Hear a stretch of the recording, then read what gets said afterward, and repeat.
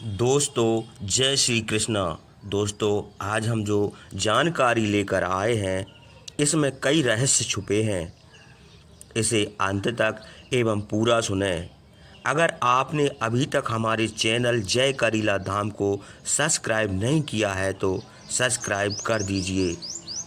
अगर आपको हमारी वीडियो अच्छी लगे तो इसे लाइक भी कर दीजिए।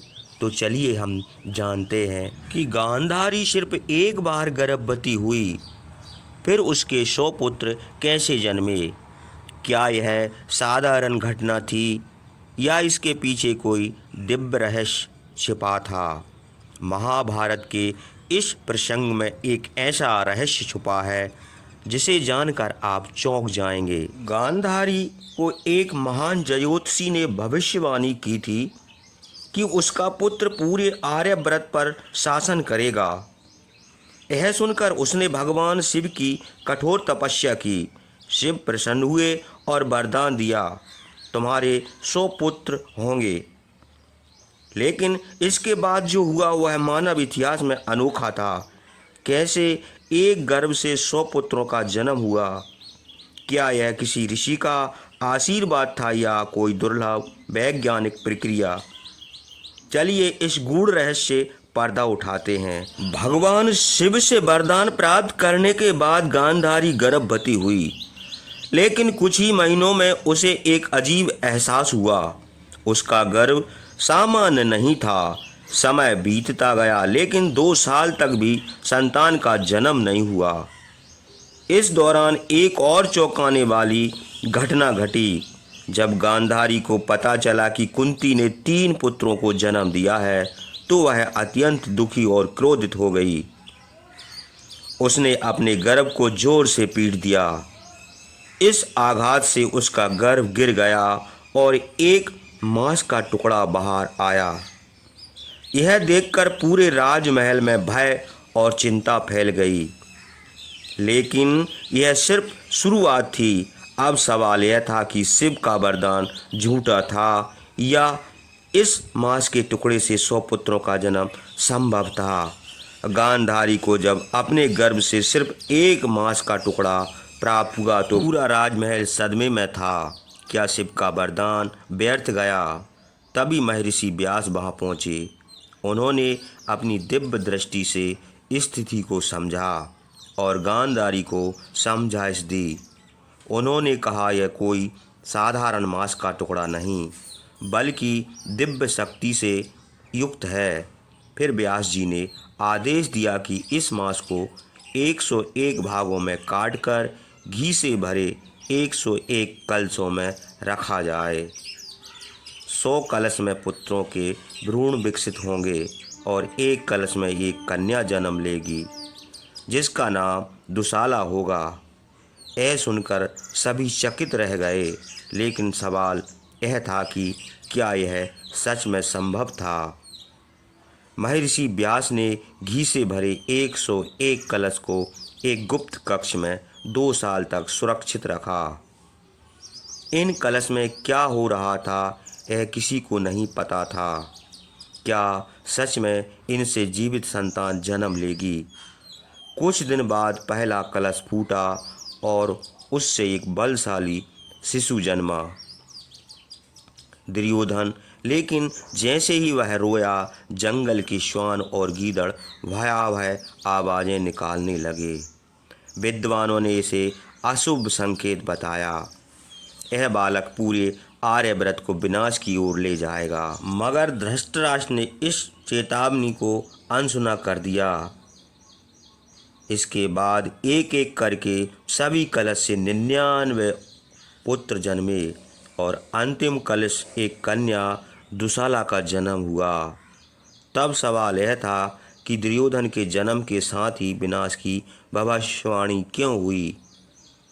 जब दुर्योधन का जन्म हुआ तो पूरे हस्तिनापुर में अजीब घटनाएं घटने लगीं।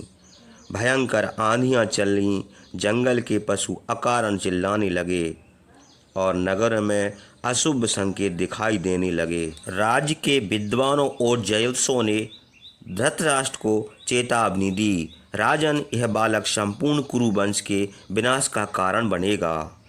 इसे त्याग देना ही उचित होगा, लेकिन एक अंधे पिता के लिए अपने पहले पुत्र का त्याग करना असंभव था। धृतराष्ट्र बोले, मेरे पुत्र का भविष्य चाहे जैसा भी हो, मैं इसे नहीं त्याग सकता।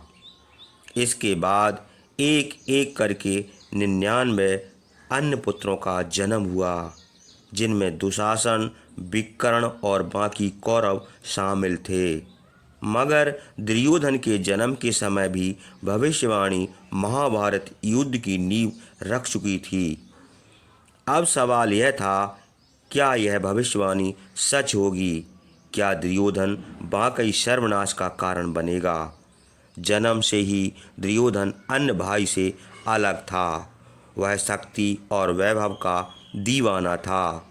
हस्तिनापुर में वह राजकुमार की तरह पाला, लेकिन उसके स्वभाव में अहंकार, द्वेष और असहिष्णुता कूट कूट कर भरी हुई थी।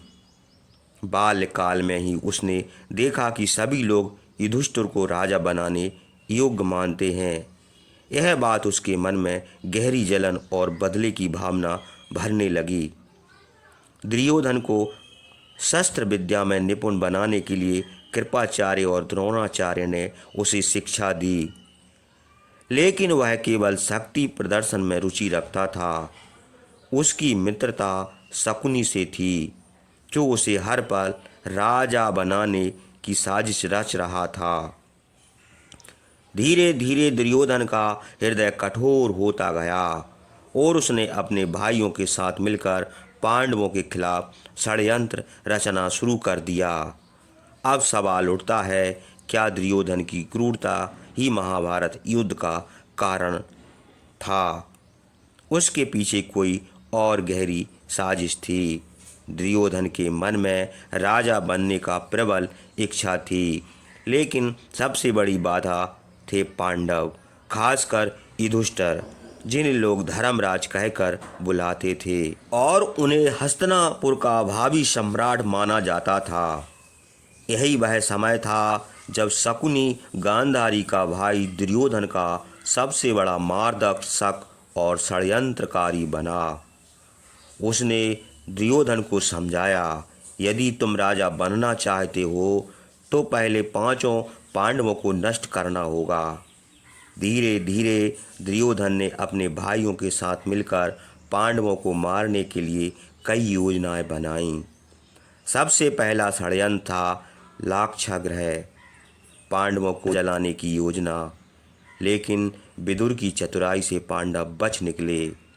अब दुर्योधन की नफरत और बढ़ चुकी थी। क्या वह अपने षड्यंत्र में सफल होगा या भाग्य उसके विरुद्ध खड़ा होगा? लाक्षागृह की योजना विफल होने के बाद भी दुर्योधन हार नहीं माना। वह पांडवों को खत्म करने के लिए और भी गहरी षड्यंत्र रचने लगा। शकुनी की सलाह पर उसने जुए का खेल रचाया, जिसमें युधिष्ठिर ने अपना सब कुछ हार दिया, अपना राज, अपने भाई और यहाँ तक कि द्रौपदी का अपमान हुआ और यहीं से महाभारत युद्ध की नींव पड़ गई। कुरुक्षेत्र के मैदान में जब युद्ध हुआ तो दुर्योधन को एहसास हुआ कि उसकी जिद और अहंकार ने ही उसे इस विनाशकारी राह पर ला खड़ा किया। युद्ध के अंत में जब भीम ने गदा से उसकी जांघा तोड़ी, तब दुर्योधन धरती पर पड़ा पछता रहा था। क्या मेरी महत्वाकांक्षा ने ही मुझे विनाश की ओर धकेल दिया? यही वह क्षण था जब भगवान श्री कृष्ण ने उसे समझाया कि अधर्म का अंत निश्चित है। दुर्योधन का जन्म जिन रहस्यमय परिस्थितियों में हुआ, उसका अंत भी उतना ही नाटकीय था। दोस्तों, अब एक सवाल आपके लिए, क्या दुर्योधन केवल एक अहंकारी राजा था या वह भी भाग्य का मारा हुआ एक पात्र था? अपनी राय हमें